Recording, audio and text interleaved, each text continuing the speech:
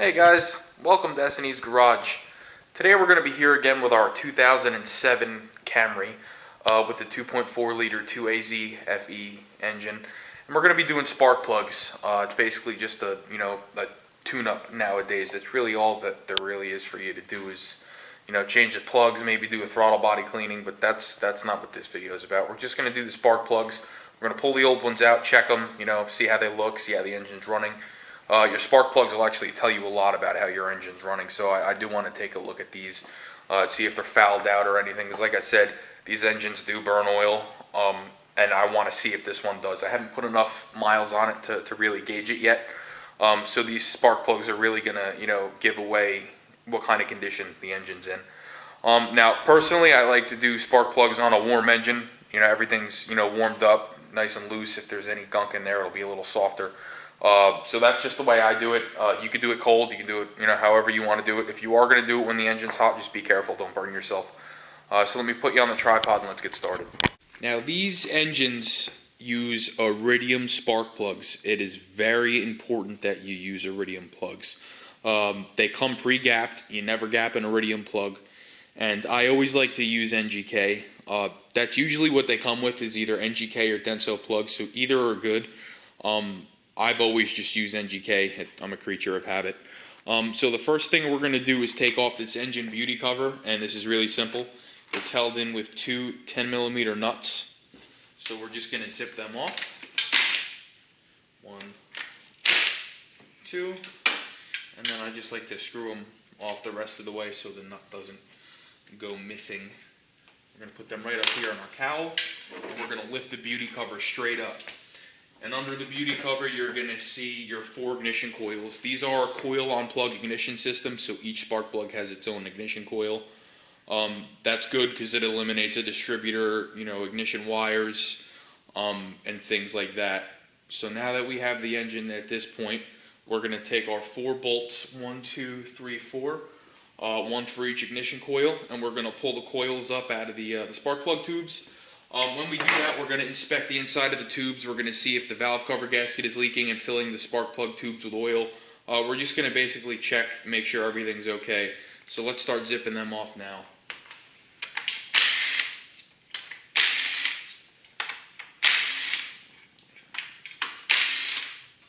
Put them right up in our cowl. And we're going to twist and pull each coil. 1, that one was dry. 2, that one was dry. 3 and 4. We're going to have to unplug these to get them off. So there's 3. And there's 4. This connector broke, which is awesome. I do have another one of those connectors in my toolbox from my last car, so that's not a problem. I'm going to repin that. But the lock actually broke off of it, so be careful when you're unplugging these. Alright, so we got all of our ignition coils off, and all the spark plug tubes are dry, so I know the valve cover is not leaking. The next thing you're going to do is you're going to pull your spark plugs out. I use a specialty spark plug socket. It has a rubber, insulator or whatever you want to call it inside. And number 1, it keeps you from cracking the porcelain of the spark plug. And number 2, it holds the spark plug into the socket when you pull it out, when you put it in, so you don't have to worry about, using a magnet to fish the spark plug out. So we're going to put these in, and we're just going to break these loose. They should come loose relatively easily. Now this is where some of you might disagree with me. After I crack them loose, I never crack them loose with the impact, but once they're loose, I'll just kind of stick this onto my impact gun and zip them off the rest of the way. So there's 1.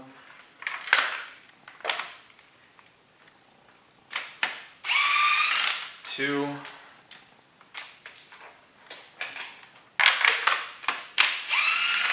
3.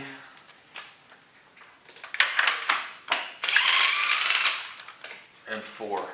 So what we're going to do, we're going to look at the tip of our plugs, and we're going to want to see how they look. These are a nice color. There's no black soot or anything on the tip of these, so I don't think this engine is burning oil, and if it is, it's really not burning that much. They're a nice tan color, which means the air-fuel mixture is right, right where we want it to be. And I don't see a whole lot of electrode wear. I mean, there's obviously some. These are older spark plugs. You can tell, like this one right here, the edge of the electrode is a little bit worn.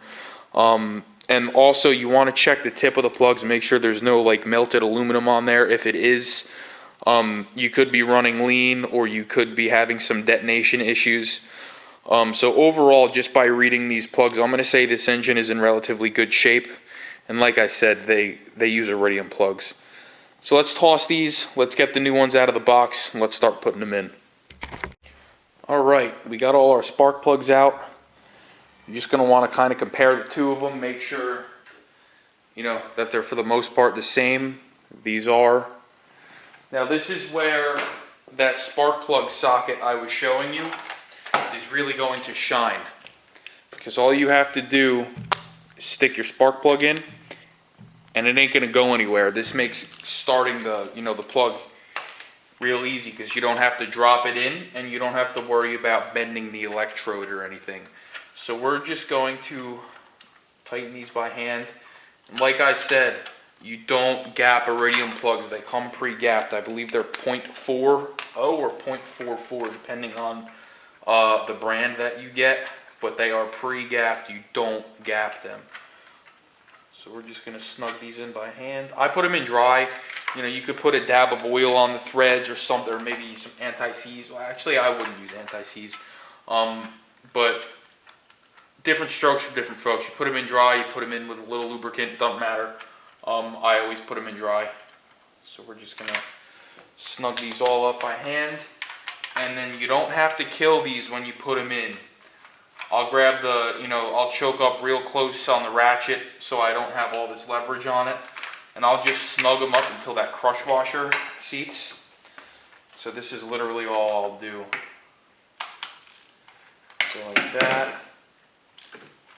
You'll feel it when they stop, right there, and that's it. You don't go any more. This one's got a little more to go. So like I said, you'll feel it when the crush washer seats, you stop.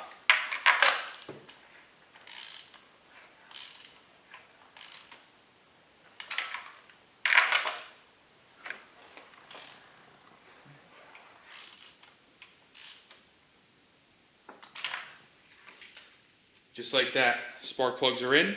We could put the coils back on now. Alright, so we got our ignition coils placed back down in the spark plug tubes. And we're going to start these all by hand. I always start them by hand. You do not want to cross thread anything. Alright, so they're all started. We're going to take our impact gun, or in your case a ratchet, whatever you may have, and we're just going to lightly run these down. Okay, those are all tight. We're going to take our engine cover, and we're going to place it back on. Careful to line up the studs. You can take your two nuts, start them by hand.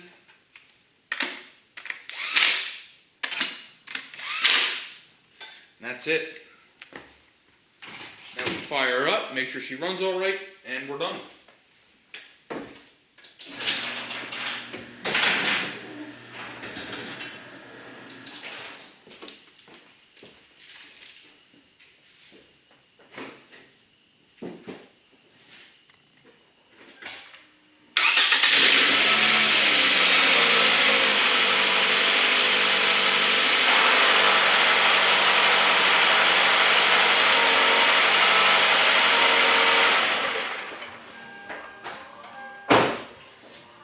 Just like that.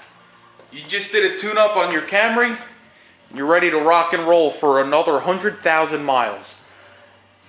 Like I said before, the S&E's Garage, thank you for watching. Please like, share, and subscribe, and we'll see you on the next one.